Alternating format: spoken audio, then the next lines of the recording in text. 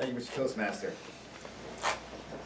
Imagine you're at home in your garage or your yard, or whatever you call your space, and a stranger walks up. They're standing there looking at you, you don't know this person. If you're polite, you may say to them, "Hi, how may I help you?" But everyone is going to ask the same two questions of this person. Who are you, and why are you here? As a relatively new member of this Toastmasters Club, I am that stranger who has walked into your space. So today I'm going to try to answer those questions for you.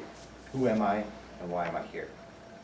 So first off, I'm going to talk about who am I. I'm going to approach this from two different angles. First, I'm going to give you a quick history, a quick little background about myself, and I'm going to talk about the things that are important to me. So starting out with the background, I'm going to give you a quick 1-minute history of Brad Schultz to give you an idea of where I came from and what got me to here today. I'm the oldest of 3 children, born into a military family. My dad was in the Navy, so we were fortunate enough to get to live in many different places growing up. Lived overseas 4 different times, and as a matter of fact, we lived here in Monterey for 6 months in 1991. So I think I have a little bit of local cred from that. After high school, I went to the Naval Academy, graduated in 2003, was selected for the SEAL program. I went through training, and I've been doing that ever since. So I've lived in San Diego, Germany, Virginia Beach, and now Monterey in the Navy, and I'm hitting 15 years this coming May. So probably going to stick it out to 20 at this point. I got married in 2013. I have a daughter, 2 dogs, 3 cats, and we are renting a small house up on the hill, up on the hill in the seaside. So that's a little bit about my background. Now I'm going to shift gears into what is important to me and what are kind of the key elements of my identity. And I gave this some thought, and I really narrowed it down to 4 things. When you strip away all the things that pull you one way or another in your day-to-day life, I think each person has a few key elements of their identity that make them who they are. So I'm going to talk about what my 4 things are. First, my profession. I've already mentioned I'm a naval officer, a SEAL. I've been doing it for 15 years. Although I don't, at a personal level, I don't believe it really defines me. It definitely is a major influence in my life, and it's definitely a big part of who I am. Second thing is music. As a 4 to 5-year-old, my dad bought me a small violin and got me started playing music. So I've been doing that off and on ever since. And along the way, I've picked up other instruments. If I were to name the top 3 right now, it would be violin, guitar, and a small accordion-type instrument called a concertina. I play almost exclusively Irish traditional music, but I've also dabbled in some other genres along the way. Third thing is running. Relatively recent evolution for me. 2.5 years ago, I signed up for a half marathon. The intent was that was going to be a one-off thing, and now 2.5 years later, it's kind of spiraled out of control and is now all-consuming. My focus is on long-distance trail running, and so I do that pretty much. That's my only hobby at this point outside of work and family. I've shelved everything else that I used to do. And last but not least, probably most importantly, is my father. 2 years ago, my daughter Finley was born. It's obviously a major event in my life, and if I fail at everything else, if I fail as a military officer, as a runner, as a musician, if I'm a good dad, then I'm doing okay. Okay, so that's who I am. I'm going to shift gears now to why am I here. Like most people here, I came to Toastmasters to improve my public speaking. As part of my job, I have been fortunate enough to stand up and speak in front of people quite a bit. I've had good experiences and bad experiences doing that. But the bottom line is I know I can do better. I don't think that I'm necessarily, I have a relatively normal fear of public speaking. I'm not excessively comfortable. I'm also not excessively nebbish. I think I fall somewhere in the middle.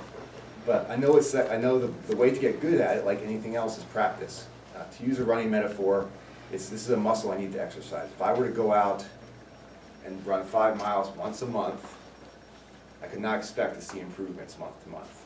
Basically, I would see the same results every month, and that's pretty much what has happened to me over time. I've spoken, I've done okay, but I've not necessarily seen improvements. I generally come away with the same results every time. So Toastmasters, for me, represents an opportunity to exercise this muscle on a regular basis, and hopefully see some improvements. And most importantly, I'm here to have fun.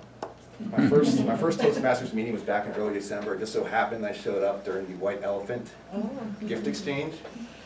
So I was like, wow, this is great. I know I get to meet new people and maybe speak some, but they're going to give me some gifts. It was I was sold that day, so I'm here also to have fun. In conclusion, hopefully today I've been able to answer those two questions for you. Who is Brad Schultz and why is he here?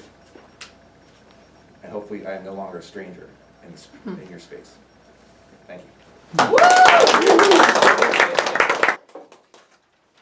Thank you, Mr. Toastmaster. Hello. Thank you for the distraction.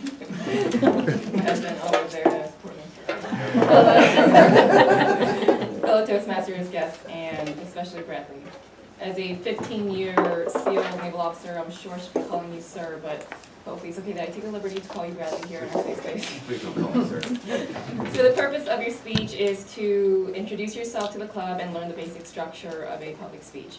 I think given the speech that you delivered today, this sounds like a very simple purpose statement.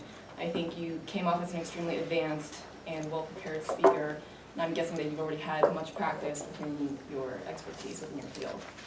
You're certainly not a nebbish speaker. So before his speech, Bradley actually gave me 5 objectives that he wanted to meet for this speech, and I won't share all of them, but I do want to highlight 2 that I think were particularly well done. You said that you wanted to balance preparation and spontaneity when delivering your speech, and I thought that was quite an advanced objective to have for an icebreaker speech. I know when I gave my icebreaker speech, it was just rote memorization of all the words that I wrote down on a piece of paper. When I was done, I was hoping that I said the words in the right order. So when you came up here, I could tell that you were extremely prepared. You had your outline exactly what you wanted to share, but as you hit each bullet, it came off as a very spontaneous delivery as you looked everyone in the eye and you engaged with the audience. The other objective that you did really well was demonstrating self-confidence when speaking in front of an audience. You said that you have a normal amount of fear with public speaking. I didn't hint any of that at all. You seemed extremely comfortable coming up here, taking the lectern. You waited for the Toastmaster to sit down. You looked extremely comfortable, and you immediately started walking around, and you had your hand gestures. You looked extremely comfortable up here, so you did that extremely well. If I were to list all of your strengths right now, I would run out of time, so I just want to pinpoint a few more. I think I mentioned the eye contact. I was looking down, writing some notes, but a few times when I did look up, you were always making eye contact with a different member, and I think that was very well done. You didn't have just a spot on the wall that you were focused on or anything like that, so great job there.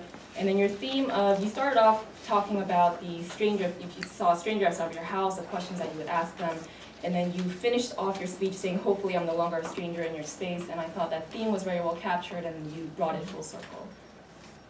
I just have 2 suggestions for areas of improvement, and I'm extremely nitpicking here.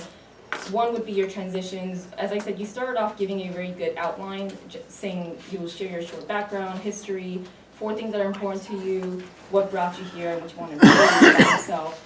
And then as you were about to go into the first part, you restated it again. You said, as for my history. And I think it's just a few extra seconds, very nitpicking here again, but you don't necessarily have to preface that again. And you can spend that time actually just telling us about you. And the second part, this is by no means a requirement, but as you were telling us about your profession, the music, the running on the trails, and then your family and your daughter, I found myself wanting to see visuals. And this is not necessarily something that anyone works on their icebreaker speech, but I wanted to see pictures of the trails and of your daughter and all these things. So I think that would have perhaps brought more into your speech. So something that you can think about for your follow-on speeches. Overall, I thought it was an incredibly great icebreaker. It was a great way to get to know you, and you hit on a lot of topics in that short amount of time that you had, and I'm extremely looking forward to your next project. Thank you.